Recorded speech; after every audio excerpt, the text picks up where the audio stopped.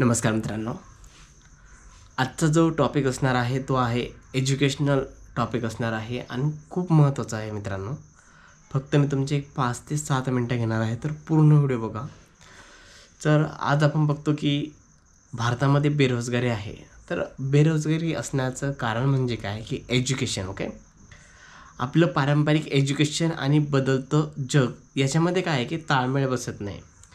जे आपलं एज्युकेशन आणि सध्या पारंपरिक आणि जे सध्या जग चाललं आहे तर त्याचं ताळमेळ कसं बसत नाही मित्रांनो. जे भारताचं एज्युकेशन बघा हे ट्रेडिशनल एज्युकेशन आहे.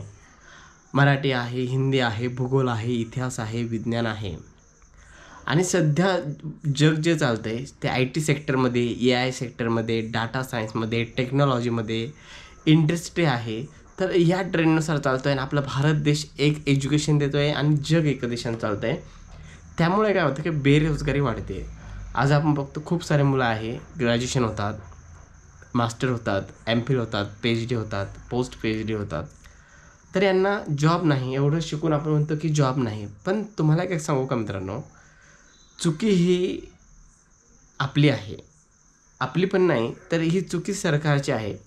कारण की जसं की जग बदलत आहे त्यानुसार एज्युकेशन सिस्टीम बदलायला पाहिजे. पण या एज्युकेशन सिस्टीमकडे आज कोणी लक्ष देत नाही. सगळं राजकारण चालू आहे फक्त पैशासाठी. त्यांचं चालू आहे, 5 वर्ष घेतात, पुन्हा चालतात. पण शैक्षणिक धोरणाकडे कोणी लक्ष देत आहे का? आज AIचं जग आहे. IT आता सध्या ट्रेनिंगला IT सेक्टर आहे आणि जे कला शाखेचे मुलं आहे, कला आहे, कॉमर्स आहे, सगळे मागे पडले आणि ITवाले सध्या पुढे गेले. परंतु कालांतराने काय होणार आहे, सध्या आता ITवाले परत मागे येणार आहे आणि त्याच्यापुढे AI, डाटा सायन्सवाले जाणार आहे. तर काय आहे, जग जसं जसं बदलतं आहे तसं तसं एज्युकेशन पद्धत बदलायला पाहिजे. तर भारत सोडलं तर चीन आहे, जपान आहे, अमेरिका आहे. हे ट्रेंडिंग एज्युकेशन असतं. म्हणजे जसं जग बदललं त्यानुसार काय करतात ते विद्यार्थी घडवतात. चीनमध्ये, जपानमध्ये, थायलंडमध्ये फक्त एज्युकेशन देत नाही तर इंडस्ट्रीत देतात. ओके, व्यावसायिक एज्युकेशन तिथं दिलं जातं लहानपणापासून. म्हणजे तिथला मुलगा फक्त नोकरीसाठी पाठीमागे लागत नाही, तर तो स्वतःची कंपनी उभारतो आहे. तर हे एज्युकेशन कधी हे प्रायमरीपासून त्यांना भेटत जातं हळूहळू. तशी भारतामध्ये सोय आहे का? नाही. आपण काय करतो की 12वी होतं, ग्रॅज्युएशन होतं, MBA घेतो. नंतर कधी होतं की जेव्हा आपण 21-22 वय होतं आपल्या भारतामध्ये, तेव्हा त्याला एज्युकेशनल नंतर जे व्यावसायिक शिक्षण दिलं जातं. पण अदर देशामध्ये जे एज्युकेशन असतं ते प्रायमरीपासून त्यांना एज्युकेशन असतं. त्या गोष्टीची ओळख असतात. जेव्हा ते प्रायमरी शाळेमध्ये असतात त्यांना मोठ्या इंडस्ट्री आहे तिथे व्हिजिट देतात, त्यांचे कॉन्फरन्स घेतात, त्यांचे प्रेझेंटेशन PPT देतात. म्हणजे या छोट्या गोष्टीमधून त्यांना माहीत होतं की जग कसं बदलत चाललं आहे आणि बदलत्या जगानुसार एज्युकेशन सिस्टीम कशी बदलायला पाहिजे. तर मित्रांनो, सांगायचं तात्पर्य हाच आहे की आतापर्यंत जे एज्युकेशनल सिस्टीम झालं ते होऊ द्या. परंतु आपल्या घरात जर अंडर 10वीचे मुलं असतील, 10वीच्या खालचे, तर त्यांच्यासाठी पुढील काय त्यांनी शिकावं पाहिजे किंवा 11वीला ॲडमिशन घ्यायचं की 12वीला घ्यायचं की पुढील काय करायचं, तर याची दिशा मी तुम्हाला एक थोडक्यात सांगणार आहे मित्रांनो. सध्या स्पर्धा परीक्षा खूप मोठं ट्रेंडिंग आहे. पण स्पर्धा परीक्षेमध्ये माणूस गेला की 99.99 मुलं फसतात. कारण की तुम्ही बघा ना, सध्या व्हॅकन्सी किती आहे, मुलं किती आहे.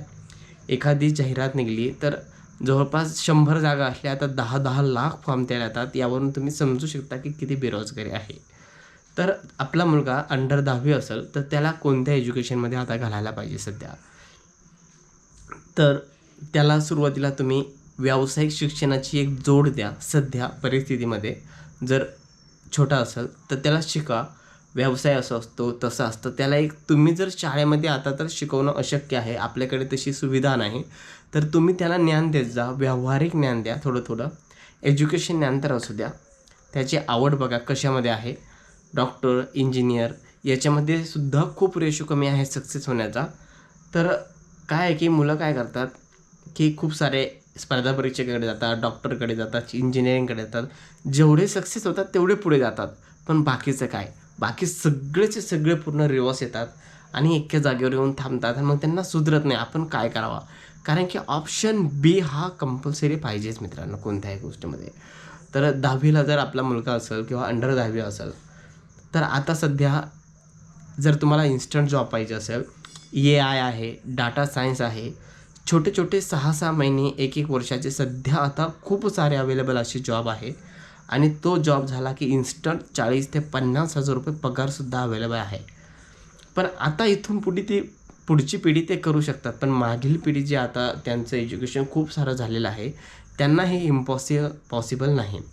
तर आता कोण करू शकतो, सध्या जे 10वीच्या नंतरचे आहे त्यांना 11वी-12वीला आहे ते देखील करू शकतात, त्यांना देखील चांगला चान्स आहे. तर मला एकच सांगायचं, जे भारताची पारंपरिक एज्युकेशन पद्धत आहे ही चालूच राहणार आहे.